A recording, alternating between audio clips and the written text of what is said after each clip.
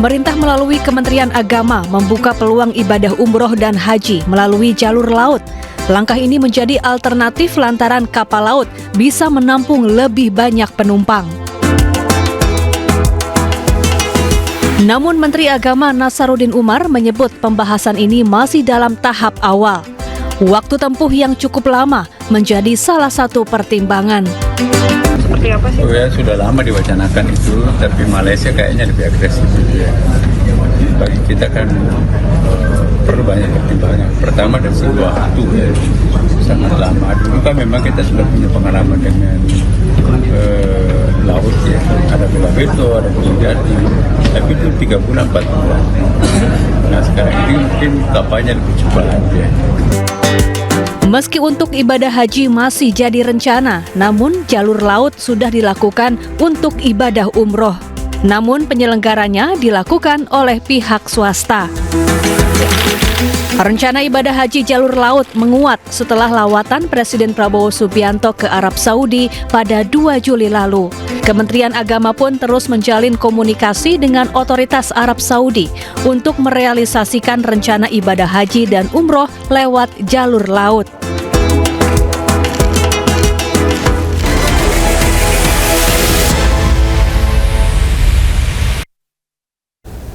Pemirsa, ratusan ribu rekening penerima bansos terindikasi dipakai untuk judi online. Pemerintah akan mencoret rekening yang terbukti menggunakan bansos untuk judol.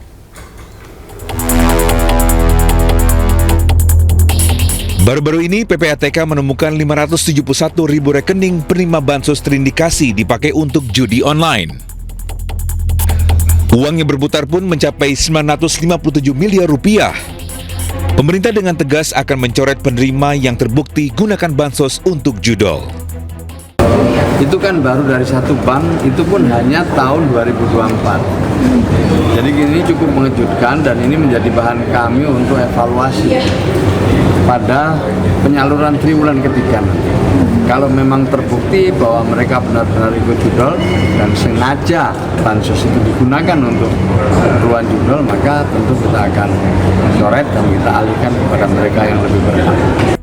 Sementara itu, PPATK juga mencatat jumlah pemain judi online di tahun 2025 mencapai 8,8 juta orang. 71,6% pemain judi online berpenghasilan di bawah 5 juta rupiah. Pemerintah sendiri sudah bergerak berantas judol dengan membentuk Des Pemberantasan Judi Online yang dipimpin Kemenko Polkam. Ratusan ribu situs judol sudah diblokir. Sejumlah pegawai Komdigi yang diduga terlibat judol juga sudah ditangkap. Namun, judi online masih merajalela di Indonesia. Tim Liputan iNews melaporkan.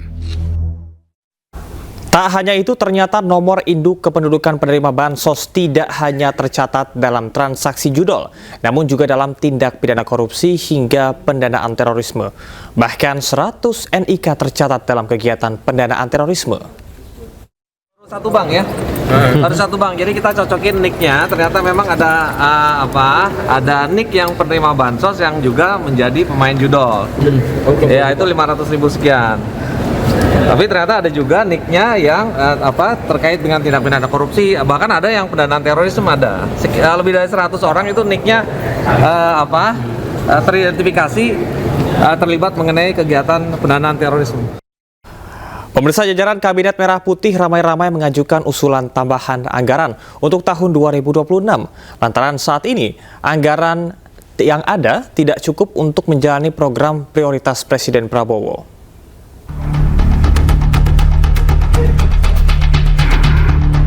Bapak. Sejumlah jajaran kementerian dan lembaga Kabinet Merah Putih curhat di depan anggota DPR RI. Dalam rapat kerja bersama Badan Anggaran, jajaran Menteri Prabowo ini meminta tambahan anggaran di RAPBN 2026.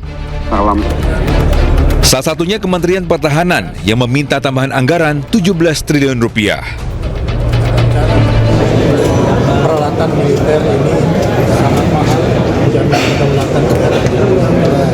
Teman-teman media bisa ikut menggunakan bahwa harga kedaulatan itu tinggi nilainya. Dan juga kita minta ada perhatian khusus untuk pemeliharaan perawatan personel kita. Selain Kementerian Pertahanan, hampir seluruh kementerian dan lembaga meminta tambahan anggaran. Di antaranya ada Kepolisian Republik Indonesia yang meminta tambahan anggaran sebesar 63,7 triliun rupiah untuk pengamanan wilayah. Kementerian Pertanian meminta tambahan 30,89 triliun untuk peningkatan produksi beras hingga pengadaan daging. Kejaksaan Agung juga meminta tambahan sebesar 18,52 triliun rupiah.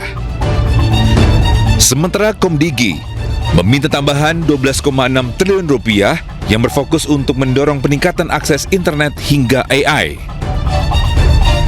Kemensos juga minta tambahan untuk kebutuhan program sekolah rakyat. Tim Liputan iNews melaporkan. Pemirsa, Indonesia terus bernegosiasi dengan Amerika Serikat untuk menurunkan tarif impor tambahan. Saat ini, tarif yang dikenakan Trump di Indonesia bisa mencapai 42% setelah Indonesia resmi bergabung dengan BRICS.